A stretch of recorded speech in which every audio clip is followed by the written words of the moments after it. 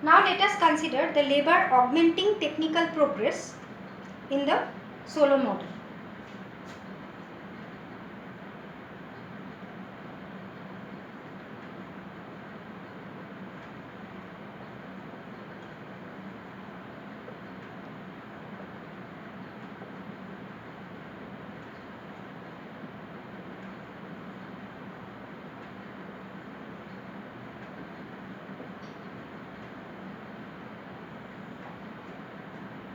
Now, if the technological progress is labor augmenting in nature, then the production function can be written as y is equal to f k tt into L. Now, the effective labor force is rising. So if L is the actual labor force, the effective labor force is Tt into L, where Tt is the technological factor. So we are assuming that Tt is T dot T is greater than or equal to 0. So there is a technological improvement always in the economy. Now what is K dot? K dot is equal to S F K comma Tt into L minus delta plus M into K. So this is the change in capital stock, change in total capital stock, and this is savings rate, and this is the production function, and this is the depreciation rate of capital and the population growth rate into the capital stock. Now if we consider the capital stock per worker, then K dot, small k dot, where small k is equal to capital K by L, then small k dot is equal to S F K by L Tt L by L, so this is Tt minus delta plus M K by L, so that is small k. So from here we get K dot by K is equal to S F small k comma Tt minus delta plus M. Now we are considering the steady state level of capital stock per worker. So in that case K dot by K is equal to 0.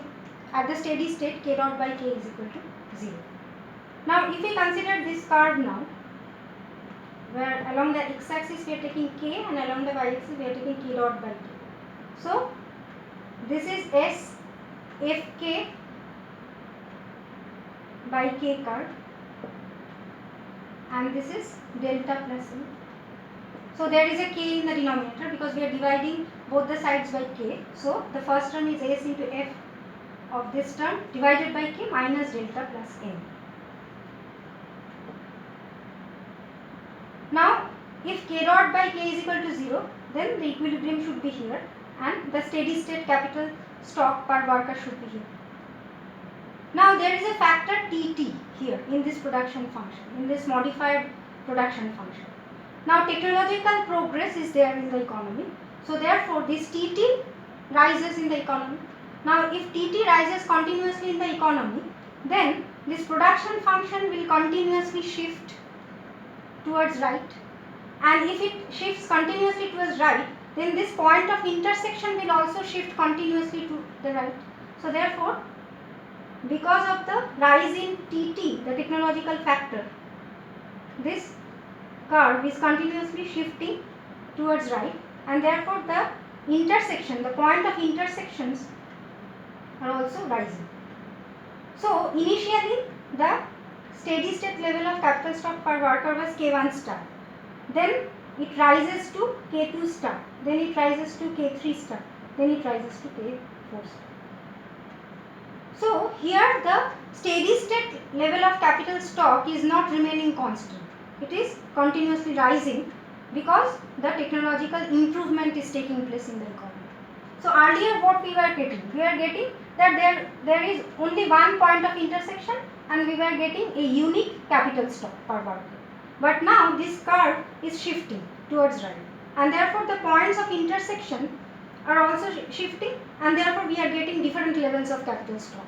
So with time the capital stock per worker at the steady state level is also continuously rising. So now we want to know the growth rate of steady state level. So the steady state level of capital stock is rising from K1 star to K2 star to K3 star. Now we want to know the growth rate of this steady state level of capital stock per worker.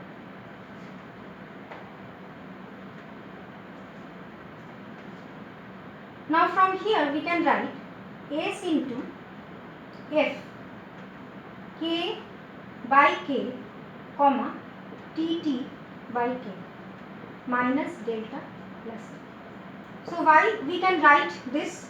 Because the production function is a neoclassical production function, because we are explaining the solo growth model.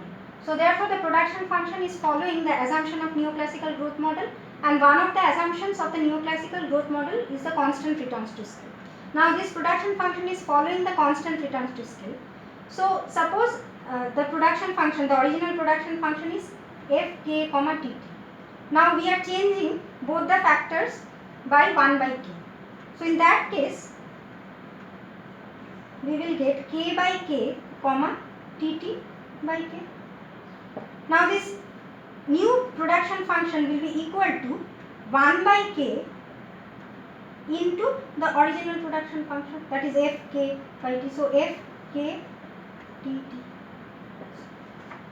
So therefore in place of this we can write this, because our production function is following the neoclassical growth model and it is following the constant returns to scale assumption.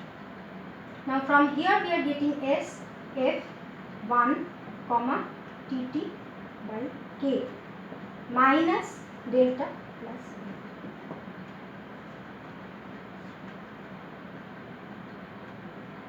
A. Now K dot by K will remain constant if the capital stock is at the steady state level.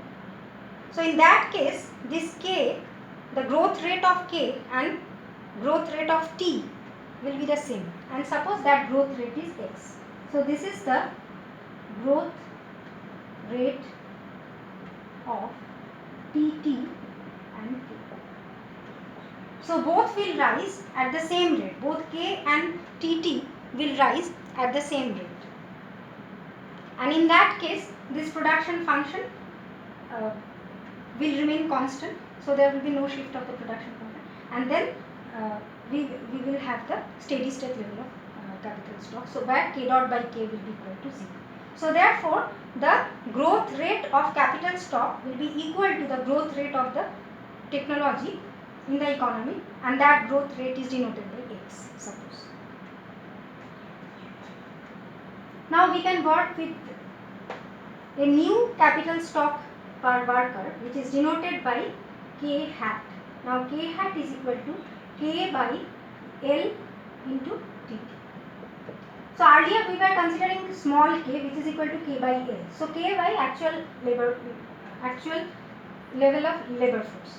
Now we are considering K by L into Tt. So this is the effective labor force. Now labor is augmented by the factor Tt, and so this is the increased amount of labor force, increased effective labor force, and that is L into Tt, and we are dividing K by that effective labor force. So we are getting a new capital labor ratio which is denoted by K hat, and this is the capital per unit of effective labor.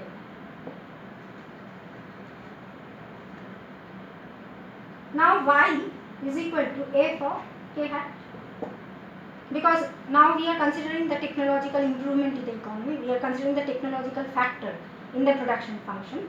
So now the original production function y is equal to fk can be changed to y is equal to fk hat, where k hat is the capital stock per unit of effective labor. So now y is equal to fk hat. Now k hat dot by k hat is equal to S f k hat by k hat minus delta plus n plus x into 1. So here we are considering the depreciation rate of capital, the population growth rate and the growth rate of technology and the capital per unit of labor. So therefore we are incorporating this factor x in this expression.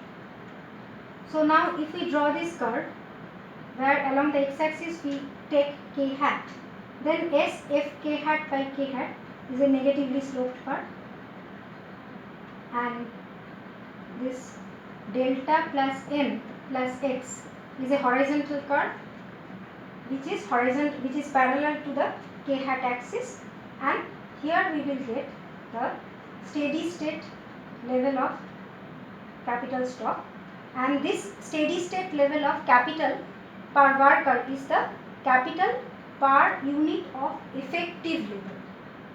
So this is k hat, this is not k. So this will be a unique steady state level of capital stock. And here also we will have the stability, because if we start from here, then the economy will move towards this k hat star. If we start from here, then also the economy will tend towards this k hat star. So this is a unique steady state level of capital stock per unit of effective worker.